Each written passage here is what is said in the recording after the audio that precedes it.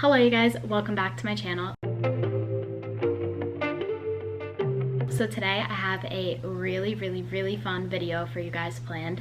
I actually am creating a new series for my channel called Cooked or like Baked by Sam. I will be posting a lot of cooked and baked videos. This is because ever since I was little I really had this big passion for baking and for cooking, so I wanted to create a like little series on my channel but still have like the main purpose of my channel and everything like that. So in today's video I am going to be doing a copycat of Starbucks cake pops, and this is because Starbucks cake pops are literally so ridiculously priced. I mean, they are so good, like don't get me wrong, but I bought 4 cake pops this morning and in total they were $9.41. So if you divide that by 4, that's about $2.34 for a cake pop. I kid you not, that is way too expensive for a cake pop. It may not seem like a lot at first, but honestly money adds up, and when I went to the store and got all the ingredients I needed to make this cake pop, the total was $10. So you could have 30 cake pops for $10, but 4 cake pops from Starbucks for $9.41. So that is why I decided to create this. I also always liked how the Starbucks cake pops looked, but I am allergic to nuts, so I personally cannot have them, and I always wanted to see how they taste. I say they're so good because that's what everyone tells me, and I actually just tried one of mine, and if they taste identical then they are really good. So I'm going to show you Starbucks first. I have this like really cute little kind of bouquet of ones that I made, and I went to Starbucks like I said and I picked up their cake pops, and they look like this. I am creating the birthday cake pop. So I have one of those, and then just to show you guys what one of mine looks like, it's still drying so it may look a little crazy, but they look pretty identical. Mine just has a bit of a longer stick, but that's honestly fine. The color of mine is also a little more vibrant, but I personally like it better anyway. This one's more of a light pink, but I couldn't find the exact color at the store, and if any of you want to know the ingredients or the recipe, it will be in the video and along in the description box down below, so definitely stay tuned for that. So now we're just gonna get right into how I started making these cake pops. So the first thing I did was I obviously went to the store, and I like to keep things slightly simple in the kitchen when I can, at least.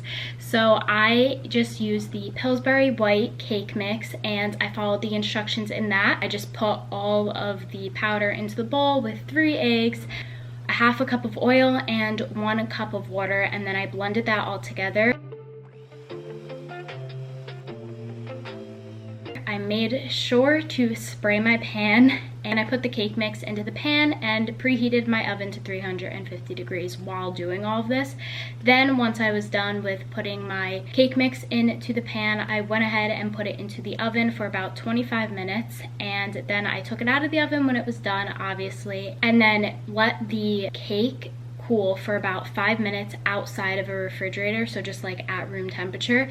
Then I let the cake cool for an hour and a half in the refrigerator because it's better to work, at least with cake pops, with a cool cake. It makes it easier.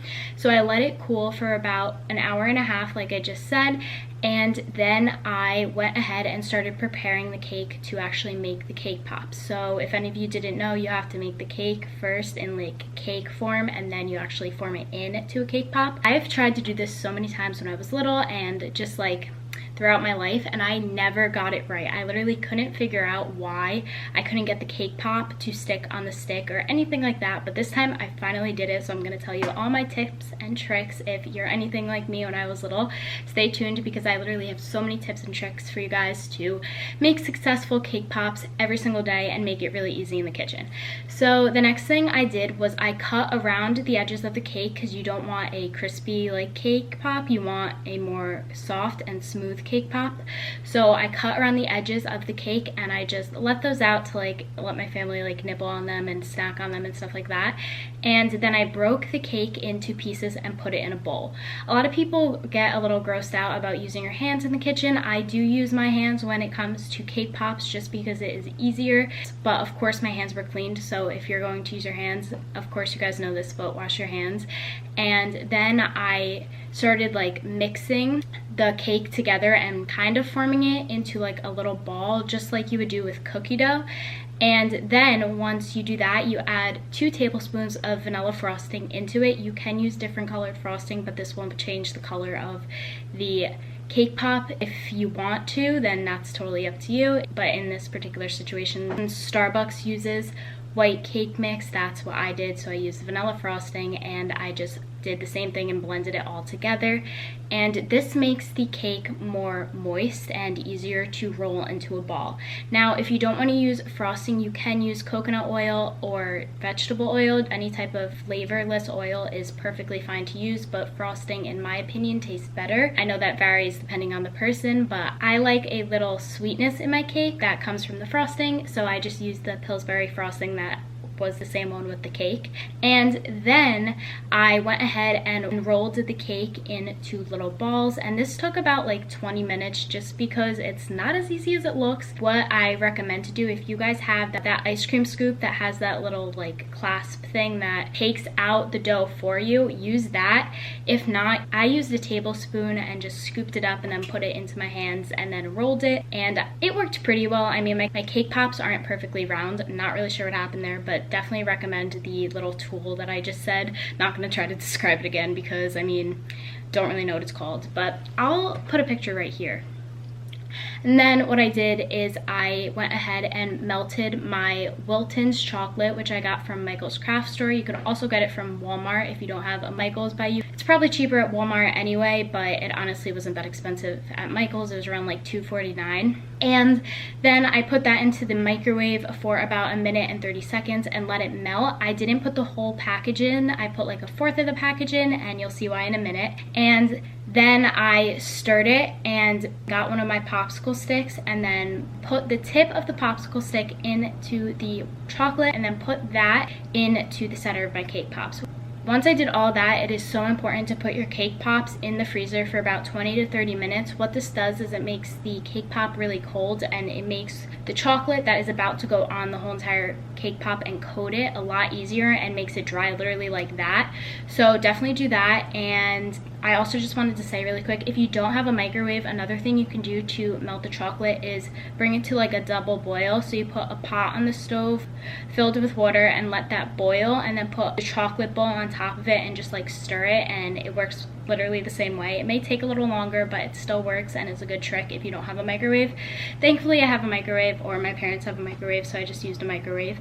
And then when my cake pops were in the freezer, like freezing, I got the rest of my chocolate and I used the same bowl and just put it back into the microwave and let it melt. And then a good trick to do after you let it melt is to put 1.5 tablespoons of oil into the stirred chocolate, because it makes it a lot easier to work with and it coats the cake pop a lot easier. And then when my timer went off, it was actually time to start coating the cake pops. So I got the cake pops out of the freezer and I just literally picked up the cake pop, made sure it was cool enough, and then dipped it right into the chocolate. And make sure not to like swirl the cake pop in a circular motion. This will make the cake pop either fall off or become looser from the chocolate and the stick that's holding it up. Kind of just like tap it on the glass.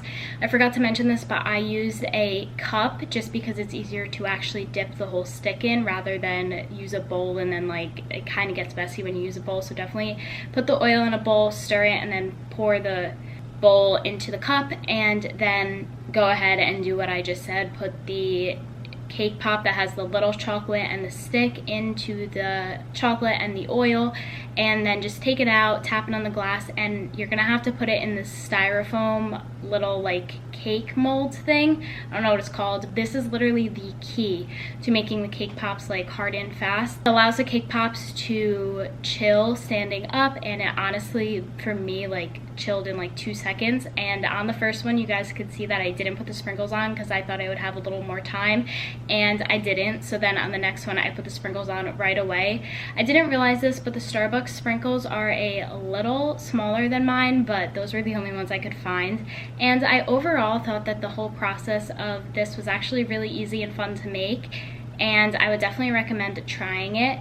I personally can't try the Starbucks cake pop, so I won't be trying it on camera, but I did have some of my family try it, and I was going to include it, but they didn't want to be on video today just because it's New Year's and no one's really ready yet. So what I did was I asked them to try both and to see which one they like better, so now I'm going to compare them. Okay guys, so as I said in the beginning, this is the Starbucks cake pop. And this is one of my cake pops.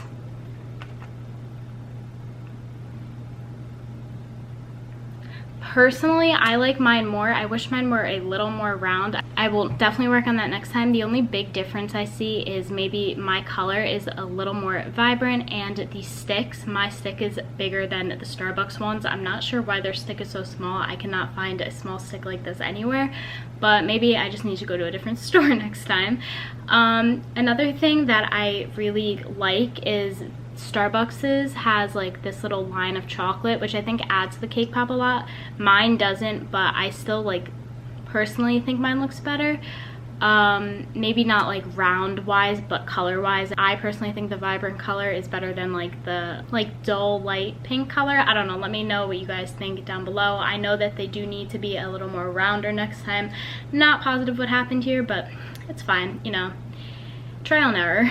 But yeah, so these are all mine, and the other ones are actually still cooling, but I wanted to get this video up for you guys, and this is the only time I have to film. So yeah, I had my family try it, and my family said that my cake pop obviously like doesn't look as round as this one, but my mom said that this one tastes better because it has like more flavor since I put the frosting. I'm pretty sure Starbucks uses oil instead of frosting. I'm not positive on that, don't quote me on that. But when I tasted this one, it just tasted a lot like sweeter. My mom said this one didn't taste that sweet, so that might be what they did when they were making the mold into the balls. But I'm not positive, again, don't quote me on that. That's just an opinion. I do think this one tastes sweeter though, even though I didn't try it based on my family's reactions. This one is not like not sweet, but this one just tastes sweeter, if that makes sense. And yeah, overall I thought it was really fun and definitely recommend it if you want to try it. Overall, I would rate this process like a 9 out of 10. It was relatively easy. If you guys want me to try out and copycat any more Starbucks foods or drinks or anything in general, let me know in the comments down below, and let me know also if even if it's like not food related, what you guys want to see from me on my channel. I hope you guys all have a beautiful rest of your day, and I will see you guys next time. Thanks for watching. Bye.